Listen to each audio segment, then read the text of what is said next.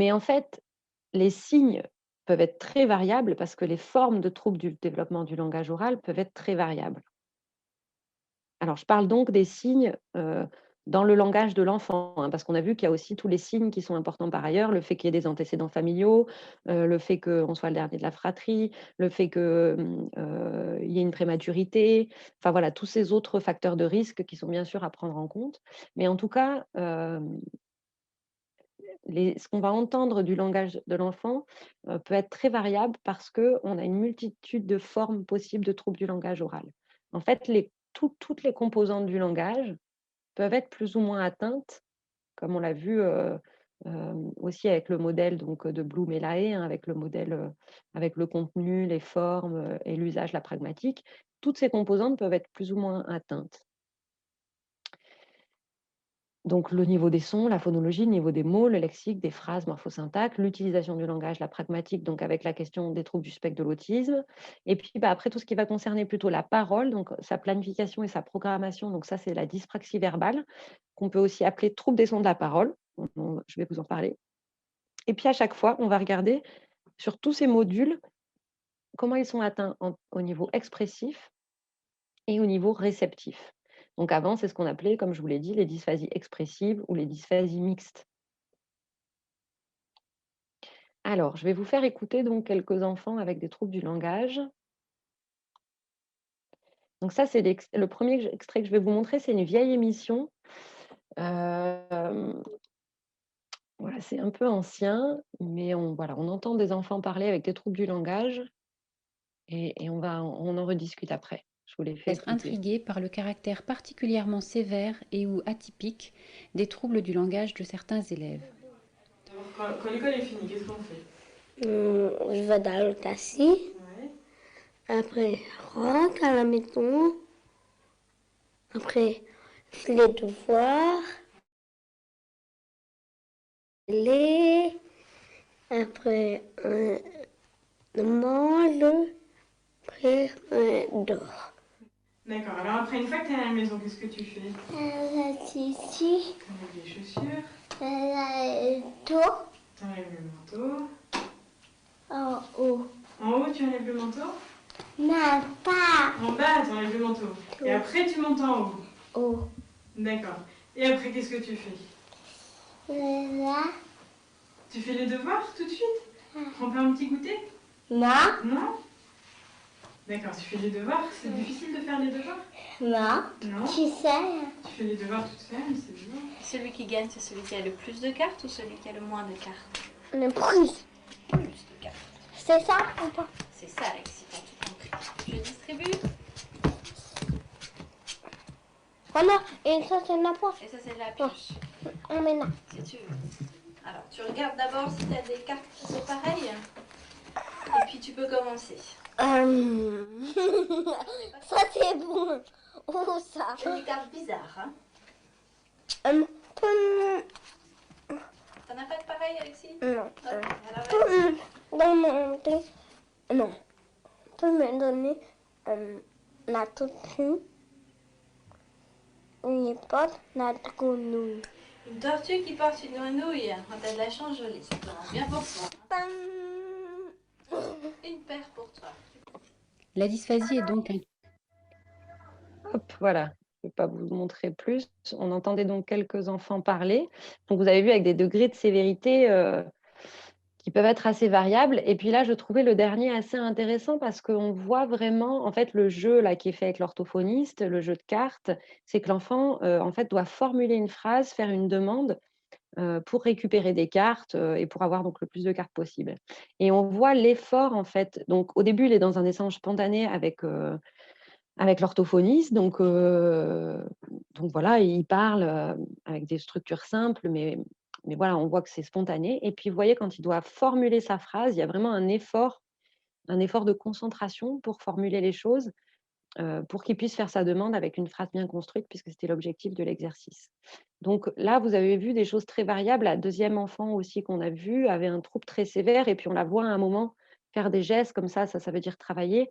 Hem donc le trouble du langage est tel qu'il y a eu on a proposé donc, de l'utilisation des gestes pour faciliter la communication. Et puis, on voit aussi sur tous ces enfants qu'on est vraiment sur, ils emploient des structures simples. Par exemple, le premier qui dit: «Fais les devoirs, prendre le goûter, manger». Il n'a pas dit, bah: «Je prends mon goûter, j'ai fait mes devoirs, j'ai bien mangé». Enfin, on voit que c'est des structures beaucoup plus simples qui sont utilisées. Je vais vous montrer un autre, donc c'est un petit garçon là dans le service où je travaille, et donc le but là de l'exercice, c'est qu'il raconte une histoire qu'il voit en images. De, un garçon Ouais, avec le chien ouais. et le, le gamin est dormir avec le chien, la grenouille. Ouais, vas-y, je me mets là. Sinon, je vois pas avec la lumière. La grenouille Ouais. est sortir de la vase et le petit garçon met son chapeau et le chien met le pot de verre sur sa tête. Bravo. Et le chien est tombé et cassé le vase. Le chien a vu une ruche et a attaqué la ruche. Et un animal est sorti, regardait dans un arbre. Bravo. Et les guêpes et a attaqué le petit chien. Et un corbeau a attaqué le petit garçon. Le petit garçon appelle sa grenouille. Et après, un renne. Après, il y a quoi de l'histoire après? Après, elle est tombée comment en fait? Regarde. Après, un renne est pris sur ses cornes. Est tombé dans une mare. Et voilà. Après, il dit chut, pour monter sur le tronc d'arbre. Donc vous voyez, là, on a beaucoup moins de problèmes d'intelligibilité, hein. Finalement, Jérôme, là, il articule assez bien. On n'a pas beaucoup de déformations au niveau de la phonologie. Ça a l'air de pas trop mal se passer. Par contre, ce qu'on entend beaucoup, c'est la construction des phrases, là, la morphosyntaxe. Et sortir, il est sortir de la maison, la vase au lieu de le vase. Enfin, c'est plutôt là des erreurs syntaxiques qu'on entend. Et puis des erreurs de lexique aussi, on ne le perçoit pas tant que ça, mais en fait, il cherche quand même pas mal ses mots. Il a du mal à trouver les bons mots qu'il faut dans son lexique. Par exemple, il commence à dire le garce, non, le gamin, enfin, il change comme ça au milieu. Il y a des atypies aussi comme ça dans le lexique qui sont ressorties par ailleurs dans son bilan. Mais voilà, on entend surtout les problèmes aussi au niveau morphosyntaxe, hein, ici pour Jérôme. Et puis on voit bien par contre qu'il est bien dans l'échange, qu'il n'y a pas de problème de pragmatique, il se tourne vers l'orthophoniste, il n'a pas compris quelque chose. Enfin, il y a la communication, par ailleurs, elle est assez bonne. Pour le lexique, c'est des formes, quand ça touche un peu plus spécifiquement le lexique, c'est des formes qui vont être des fois plus difficiles à déceler, parce que finalement, on se dit: «Bon, bah, l'enfant a un vocabulaire un peu moins précis, mais s'il construit bien ses phrases et qu'on n'a pas de déformation de mots et qu'il construit à peu près bien ses phrases», hein, en général, il y a quand même un peu des particularités là-dessus, et ben, finalement, on peut avoir, plus de mal à le déceler. Mais là, je vais vous montrer le cas de Clara qui est un cas assez sévère, de trouble du lexique, et vous allez voir qu'on voit bien les difficultés qu'elle a. Donc Clara, elle doit avoir 6 ou 7 ans, et vous allez voir que la vidéo commence par, la dénomination des couleurs. Donc les couleurs, c'est acquis assez tôt. Vraiment, à son âge, elle ne devrait plus jamais hésiter sur les couleurs, la dénomination des couleurs, et vous allez voir qu'en fait, et même des formes basiques, hein, des formes géométriques, donc c'est des choses qui sont acquises très rapidement, vers 3, 4, 5 ans maximum, quoi, et Clara, vous allez voir donc à 7 ans, qui est encore en grande difficulté là-dessus. Donc on va Ça s'appelle comment? Julie. Ok, super. Ma- Je vois pas en fait. Montre-moi avant. Ouais, super. Ah non. Ouais, oui, c'est bon. Marron. Gris. Ouais, bravo. Marron. Ouais, super. Rouge. Ouais, Bleu. ouais, super.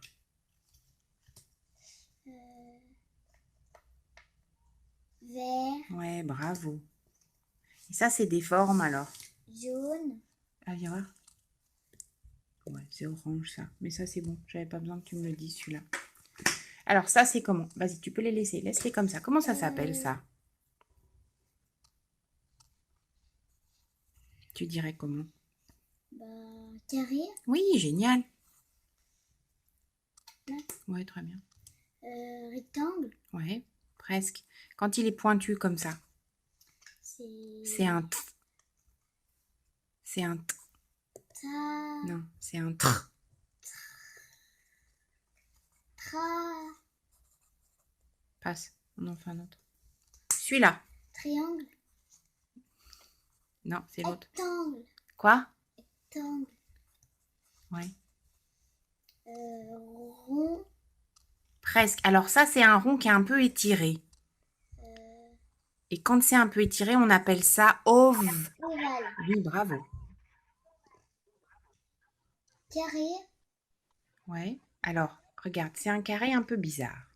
C'est un carré qu'on a fait en 3 dimensions. Donc, quand c'est comme ça, on appelle ça un Q. Co. Un Q. Cu. Q quelque chose. Cure. Non, Re. non. Et dernier, alors ça, c'est quoi? Ça, c'est un.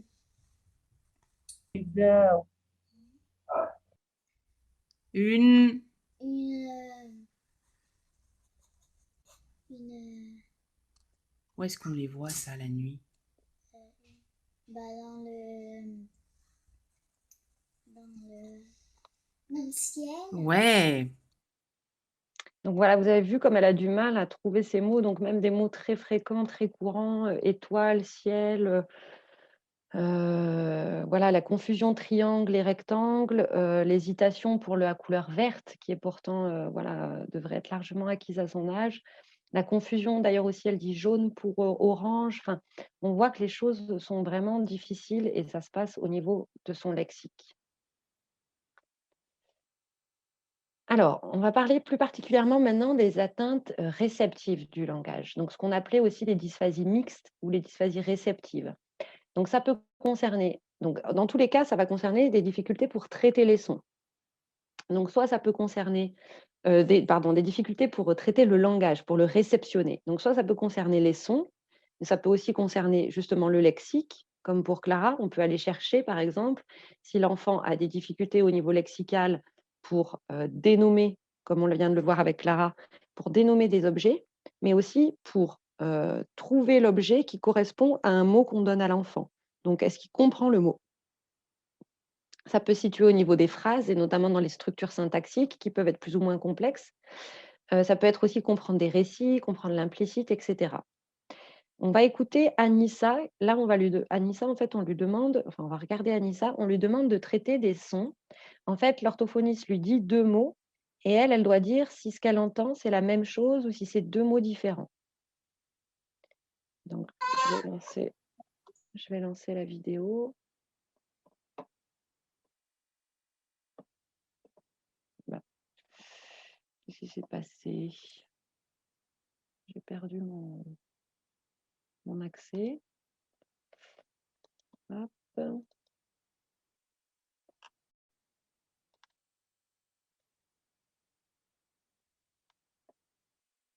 Voilà, donc on écoute Anissa. Alors, Alissa, je te dis des mots. Tu me dis si j'ai dit pareil ou si c'est pas pareil. D'accord? Toi, toi.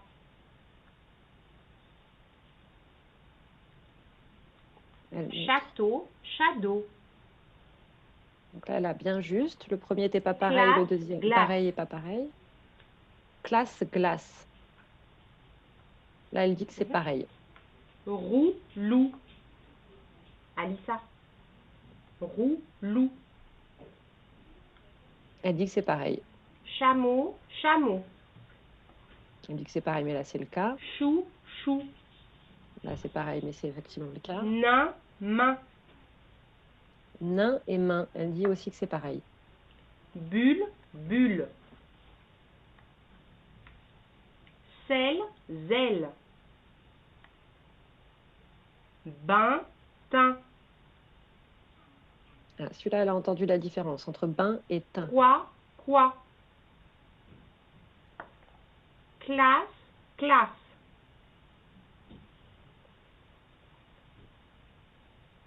Bain, pain. En fait, pour Alissa, c'est toujours pareil. Elle n'entend pas vraiment les différences entre les sons. C'est une petite fille, il y a eu la question d'un diagnostic différentiel avec un trouble du spectre de l'autisme parce qu'elle était vraiment très passive et très peu dans la communication. Mais en fait, c'est vraiment qu'elle avait beaucoup, beaucoup de difficultés à traiter les sons, donc ce qui rendait la communication du coup compliquée. Et Anissa finalement, elle s'est retrouvée les parents ont réussi à le faire intégrer une classe pour des enfants avec des déficiences auditives et à partir de là, la socialisation s'est développée, les apprentissages se sont développés. Dès qu'on a mis en place des choses, finalement, on lui a proposé les choses comme à un enfant, sourd et ça l'a beaucoup aidé pour développer ses apprentissages.